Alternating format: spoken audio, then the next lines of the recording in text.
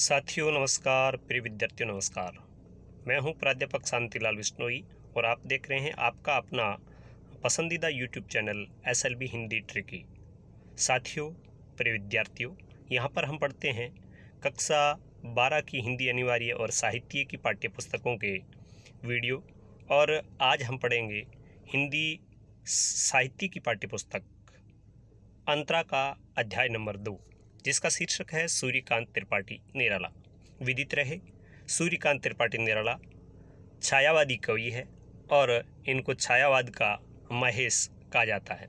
तो सूर्यकांत त्रिपाठी निराला, जैसा कि निराला इनकी उपाधि है, सभी कवियों से ये कुछ हटकर थे और जो हटकर होता है उसको अपन कहते हैं निराला। तो सबसे पहले पढ़ते हैं निराला जी के परिचय। सन 1898 में जन्म, 1961 में इनकी मृत्यु। निराला का जन्म बंगाल के मेदिनीपुर जिले के महिसादल गांव में हुआ। उनका पितृग्राम यानी मूल उनका गांव था वह उत्तर प्रदेश का गढ़कोला उन्नाव जिले में था। उनके बचपन का नाम सूर्य कुमार था। बहुत ही महत्वपूर्ण प्रश्न है। बहुत छोटी आयु में ही उनकी मां का निधन हो गया। निराला की विधिवत स्कूली शिक्षा 9वीं क्लास तक हुई। पत्नी की प्रेरणा से निराला की साहित्य और संगीत में रुचि पैदा हुई। ध्यान रहे, इनकी प्रथम गुरु कौन है? इनकी पत्नी है।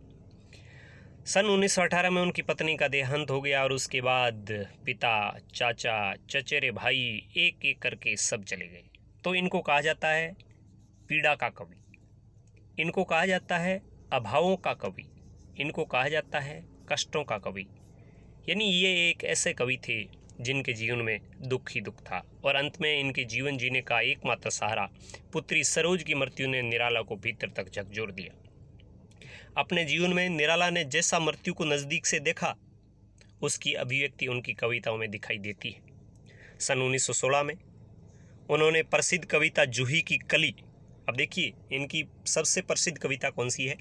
1916 प्रसिद्ध कविता जूही की कली लिखी, जिसके बाद उन्होंने बहुत प्रसिद्धि मिली और वो मुक्त छंद के प्रवर्तक माने जाते हैं। बहुत बढ़िया प्रश्न बन रहा है, हिंदी साहित्य में मुक्त छंद के प्रणेता कौन थे? तो मुक्त छंद के प्रवर्तक कौन थे? निराला। इन्होंने जितनी भी कविताएं लिखी वो मुक्त छंद की लिखी, उसमें किसी प्रकार के छंद का प्रयोग नहीं किया और यही कारण रहा कि अधिकांश समय तक इनकी कविताएं न तो किसी पत्रिका में छपती थी और न ही लोग इनको सुनते थे। कारण क्या था कि उनकी कविताएं मुक्त छंद में होती थी। निराला सन 1922 में रामकृष्ण मिशन द्वारा प्रकाशित पत्रिका समन्वय के संपादन से जुड़े। 1923-24 में वे मतवाला के संपादन मंडल में शामिल हुए। वे जीवन भर पारिवारिक और आर्थिक कष्टों से जूझते रहे। अपने स्वाभिमानी स्वभाव के कारण निराला कहीं टिक कर काम नहीं कर पाए और अंत में इलाहाबाद आकर रहे और वहीं उनका देहांत हुआ। हिंदी छायावाद और हिंदी की स्वच्छंदवादिता। स्वच्छंदवादिता का मतलब है अपने मन के भावों को मन के अनुसार ढालना या लिखना। तो छायावाद और हिंदी की स्वच्छंदवादी कविता के प्रमुख आधार स्तंभ निराला का काव्य संसार बहुत व्यापक है। उनमें भारतीय इतिहास, दर्शन और परंपरा का व्यापक बोध है और समकालीन जीवन के यथार्थ के विभिन्न पक्षों का चित्रण भी है। भावों और विचारों की जैसी विविधता, व्यापकता और गहराई निराला की कविताओं में मिलती है, वैसी बहुत कम कवियों में मिलती है। उन्होंने भारतीय प्रकृति और संस्कृति के विभिन्न रूपों का गंभीर चित्रण अपने काव्य में किया है। भारतीय किसान जीवन से उनका लगाव उनकी कविताओं में व्यक्त हुआ है। यद्यपि निराला मुक्त छंद के प्रवर्तक माने जाते हैं, फिर भी उन्होंने विभिन्न छंदों में कविताएं भी लिखी है। उनके काव्य संसार में काव्य रूपों की विविधता है।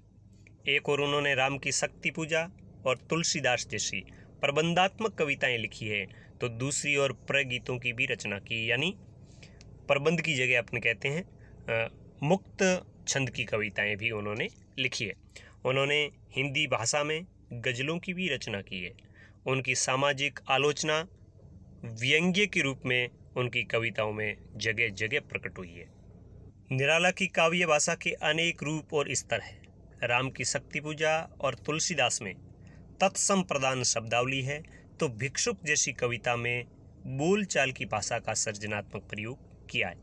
भाषा का कसाव, शब्दों की मितव्ययता और अर्थ की प्रधानता उनकी काव्य भाषा की जानी मानी या जानी पहचानी विशेषताएं है। अब इनका काव्य संसार क्या रहा, इनकी प्रमुख रचनाएं। तो निराला की प्रमुख काव्य कृतियाँ इस प्रकार है: परिमल, गीतिका, अनामिका, तुलसीदास, कुकुरमुता, अणिमा। ध्यान रहे अणिमा इनकी है निराला की, और एक रचना इससे मिलती जुलती और आती है अतिमा। कौन सी रचना? अतिमा। और वो रचना किसकी है? पंत की, यानी सुमित्रा नंदन पंत की। नए पत्ते, बेला, अर्चना, आराधना और गीत गुंज आदि प्रमुख रचनाएं हैं। निराला ने कविता के अतिरिक्त कहानियाँ और उपन्यास भी लिखे।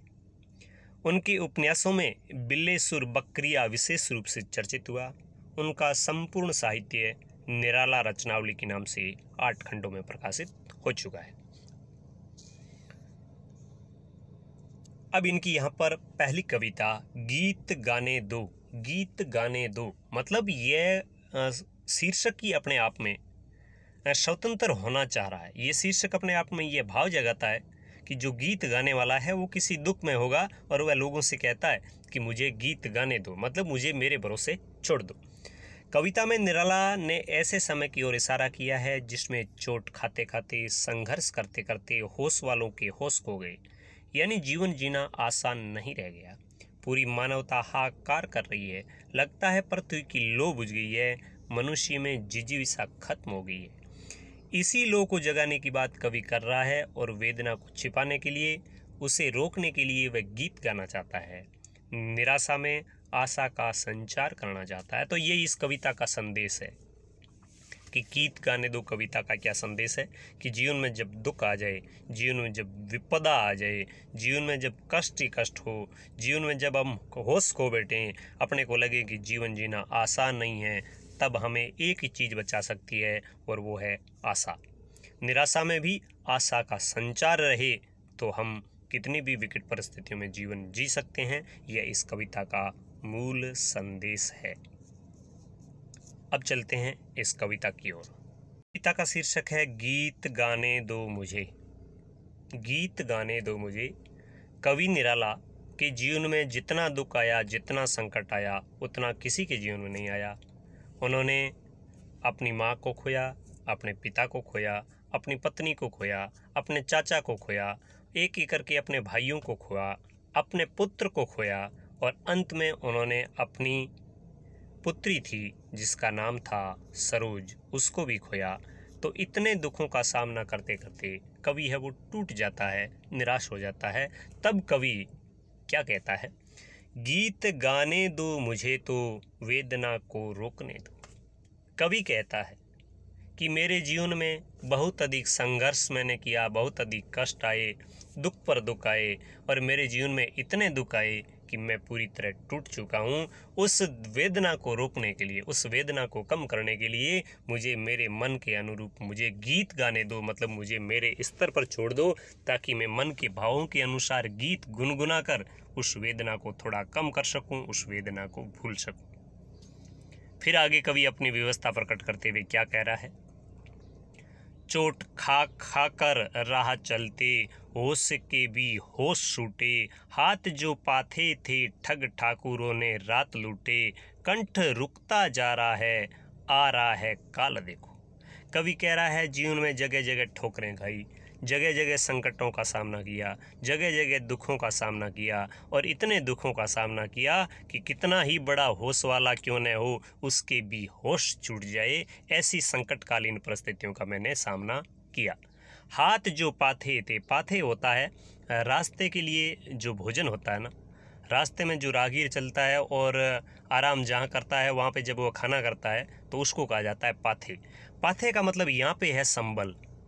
मेरे जीवन जीने का आधार थे मेरे हाथ, मतलब मैं लिखता था, अपनी रचनाएं लिखता था और उन रचनाओं को लोग पढ़ते थे, रचनाएं प्रकाशित होती थी, वह मेरे जीवन जीने का सहारा थी, संबल थी। लेकिन हाथ जो पाथे थे ठग ठाकुरों ने रात लूटे, मतलब धनाढ़ वर्ग ने, अमीर वर्ग के लोगों ने मेरी रचनाओं को नहीं छापा, मेरी रचनाओं को प्रकाशित नहीं किया और मेरी जो लेखनी थी वह लेखनी है उसको लोगों ने सम्मान नहीं दिया, मान सम्मान नहीं दिया। इसके कारण कवि को कहना पड़ा कि हाथ जो पाथे थे ठग ठाकुरों ने रात लूटे। उनको भी उन्होंने लूट लिया। इसलिए अब मैं इतना दुखी हूँ कि मेरा कंठ रुकता जा रहा है, मैं कुछ कह नहीं पा रहा हूँ। इतना दुख से भर गया है कवि कि कवि कह रहा है कि अब मैं कुछ बोल नहीं सकता। दुख के कारण इतना मैं असहनीय दर्द महसूस कर रहा हूँ कि मेरा कंठ रुकता जा रहा है, क्योंकि वह देखो मेरा काल आ रहा है। मतलब मेरी मृत्यु बहुत नज़दीक है। अब मेरा जीवन है उसका अंत होने वाला है। आगे कवि फिर क्या कहता है? भर गया है जहर से संसार जैसे हार खाकर, देखते हैं लोग लोगों को सही परिचय न पाकर, बुझ गई है लो प्रथा की, जल उठो फिर सींचने को। कवि कहता है कि यह संसार जैसे हार खा कर जहर से भर गया हो। मतलब लोगों में आपसी समन्वय नहीं रहा है, आपसी भाईचारा नहीं रहा है, आपसी तालमेल नहीं रहा है, और लोगों को एक दूसरे पर विश्वास नहीं रहा है। दुखों के कारण, निराशा के कारण लोग इतने टूट गए हैं, और उनको अमीर वर्ग के लोग हैं उनसे भी कोई विशेष सहायता नहीं मिल रही। भर गया है जहर से संसार जैसे हार खाकर, देखते हैं लोग लोगों को सही परिचय न पाकर। देखिए यहाँ पर लोग एक दूसरे को अपरिचित की दृष्टि से देखते हैं, उसे अपना नहीं मानते हैं। और यही दुख है जो कवि महसूस कर रहा है कि मेरे इस संकट की घड़ी में कोई अपना नहीं बन सका, कोई इस दुख का साझेदार नहीं बन सका, कोई मुझे हिम्मत दिलाने वाला नहीं बन सका। देखते हैं लोग लोगों को सही परिचय न पाकर, बुझ गई है लोक प्रथा की। इस धरती की चमक, इस धरती का विश्वास, इस धरती पर जीवन जीने का आनंद है, वो अब खत्म हो चुका है। इसलिए कवि पुकार रहा है कि हे इस संसार के निवासियों, हे धरती के वासियों, जल उठो फिर सींचने को। इसलिए इस पृथ्वी की लो है उसको बुझने मत दो। उस पृथ्वी की लो को फिर से जलाने के लिए खुद जल उठो, खुद जल उठो, और इस प्रथा की लो है उसको सींचने का प्रयास करो। जो ये जीवन जीने की ललक है, इसको जगाने के लिए अपने आप को सौंप दो, अपने आप को जला दो।